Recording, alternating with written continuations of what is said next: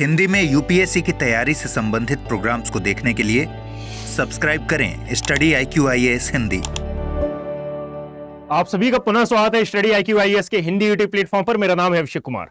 यहां पर मानव तमाम प्रयासों के द्वारा यह पता लगाने पर जुटा हुआ है कि क्या मंगल ग्रह पर जीवन संभव है, और साथ ही यहां पर विभिन्न प्रकार के चंद्रयान जो कि मानव समय समय पर लॉन्च करता है, और चंद्रमा की सतह कैसी है, यहां पर कौन कौन सी गैसेस विद्यमान है, क्या यहां पर जल विद्यमान है।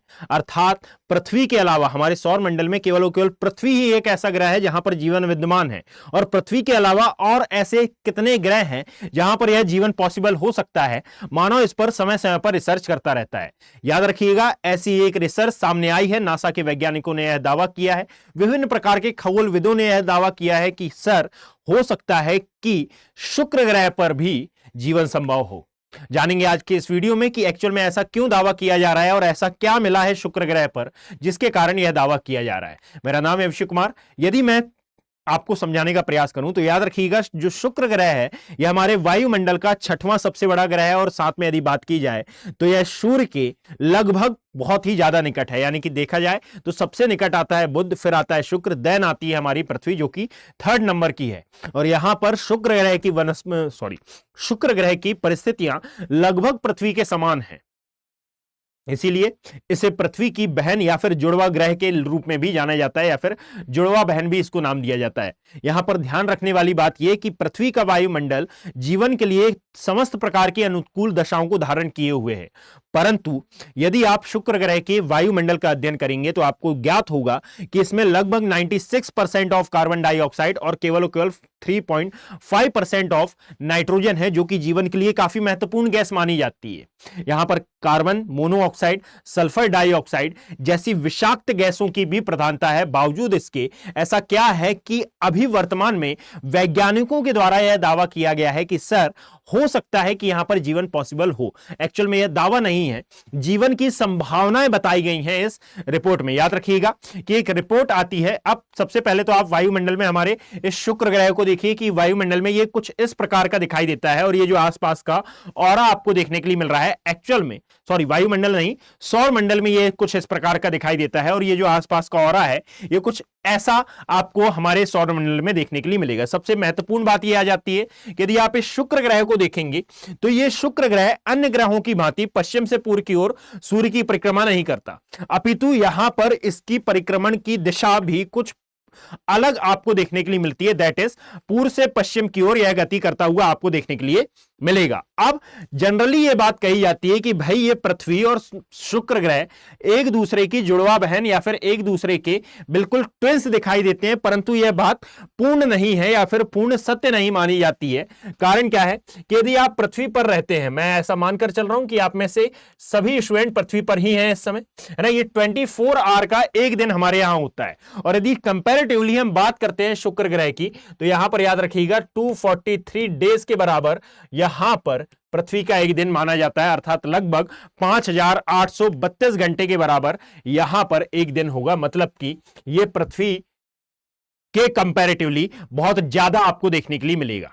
याद रखें कि यहां पर एक महत्वपूर्ण बात यह भी हो जाती है कि ऐसा क्यों कहा जा रहा है विभिन्न प्रकार के खगोलविदों के द्वारा कि हां शुक्र ग्रह पर भी जीवन पॉसिबल हो सकता है। आप यदि इसकी सतह को देखेंगे तो आपको देखने पर शायद ज्ञात हो जाएगा कि एक्चुअल में ये एक रक्तदानों की भांति दिखाई दे रहा है। रक्तदानों यानी कि वो स्टार में मत चले जाइएगा आप, एक्चुअल में ये बहुत ही ज्यादा रेड है ना। और यहां का जो वायुमंडल है ये बहुत ही ज्यादा विषाक्त आपको देखने के लिए मिल रहा है।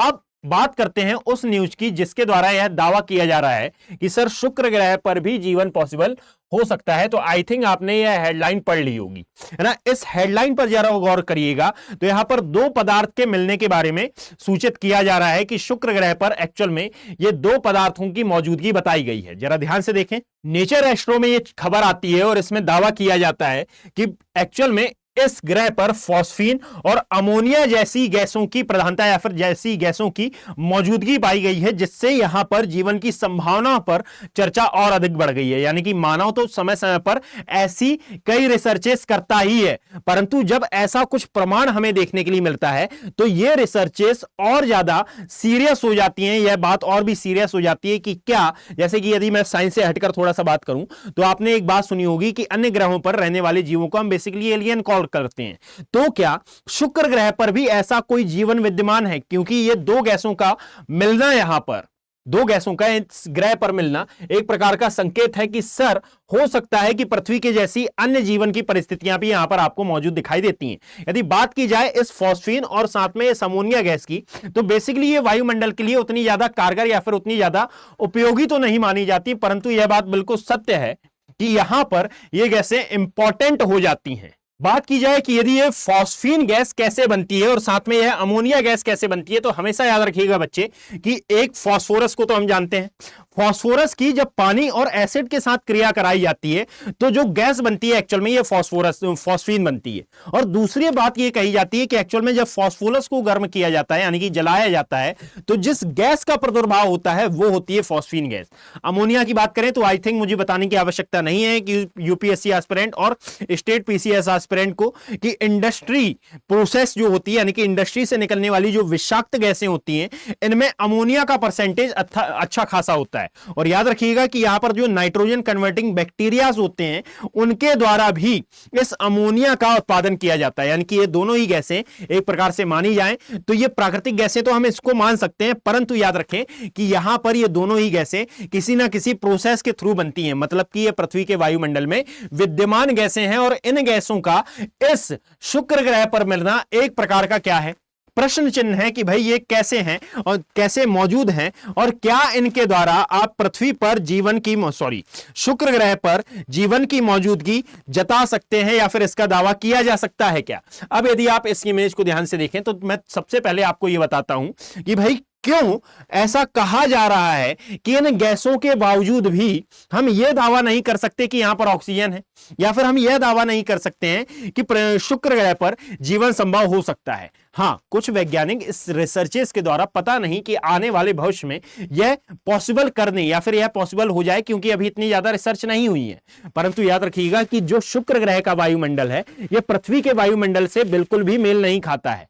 सतह मेल खाती है, वायुमंडलीय परिस्थितियां मेल खाती हैं, परंतु वायुमंडलीय परिस्थितियां कहां की, तो एक्चुअल में जब आप 50 किलोमीटर ऊपर चले जाते हैं, कहां पर, शुक्र ग्रह की सतह से लगभग 50 किलोमीटर ऊंचाई पर जाने पर फिर आपको पृथ्वी के वायुमंडल जैसी परिस्थितियां मौजूद दिखाई देती हैं। ना कि पूरा का पूरा वायुमंडल मौजूद है वहां पर, यानी कि नाइट्रोजन का परसेंटेज 78% हो, ऑक्सीजन का परसेंटेज आप पाएं कि वहां पर 21% हो, ऐसा कुछ भी नहीं है, ऐसा कुछ भी नहीं है। और यदि आप देखेंगे तो पृथ्वी से लगभग 90 गुना यहां पर आपको एटमॉस्फेरिक प्रेशर देखने के लिए मिलेगा। और साथ में यहां पर जो क्लाउड्स हैं एक्चुअल में ये किससे बने हुए हैं, सल्फ्यूरिक एसिड से, जो कि मुझे बताने की आवश्यकता तो नहीं है कि एसिड रेन के लिए रिस्पॉन्सिबल होते हैं।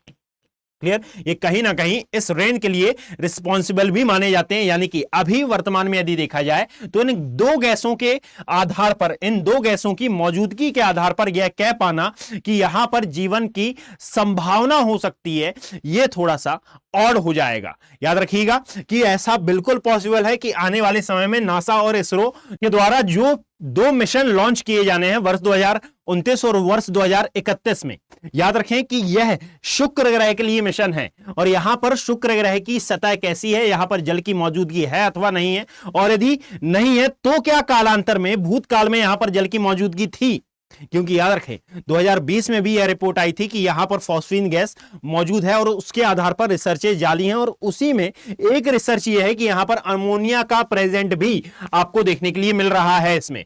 अब इंपॉर्टेंट बात यह आ जाती है कि भाई यदि यहां पर ये दोनों गैसें मौजूद हैं तो अन्य गैसें भी मौजूद दिखाई देती हैं, है ना। यानी कि ये बिल्कुल पॉसिबल है कि अन्य गैसें भी मौजूद हों, परंतु अभी रिसर्च इतना कह रही है कि ये 2 गैसें यहां पर विद्यमान दिखाई देंगी। और यदि यहां पर यह दावा जो किया जा रहा है कि यहां पर जलखंड भी विद्यमान था इस ग्रह पर, तो ये जलखंड कहां गया। सबसे बड़ी रिपोर्ट यह आई थी 2020 में कि एक्चुअल में आप पाएंगे कि जो पृथ्वी पर जलवायु परिवर्तन और वैश्विक तापन की घटनाएं घटित होती हैं, ऐसा ही कुछ कहा जाता है कि इस शुक्र ग्रह पर भी हुआ था, जिसके कारण यह जो जल था एक्चुअल में यह वाष्पीकृत हो गया और वेपोराइजेशन की क्रिया के परिणाम स्वरूप आप पाएंगे कि आज इस ग्रह पर आपको बिल्कुल भी क्या नहीं दिखाई दे रहे हैं, जीवन और उसके अनुकूल दशाएं नहीं दिखाई दे रही हैं, परंतु यह बात बिल्कुल सत्य हो सकती है। हम दावा तो नहीं कर रहे हैं, पर सत्य हो सकती है कि यहां पर जीवन की उपलब्धताएं कालांतर में रही हों और ऐसा ही कुछ फ्यूचर में हमें देखने के लिए मिले, जो कि 2029 और 2031 के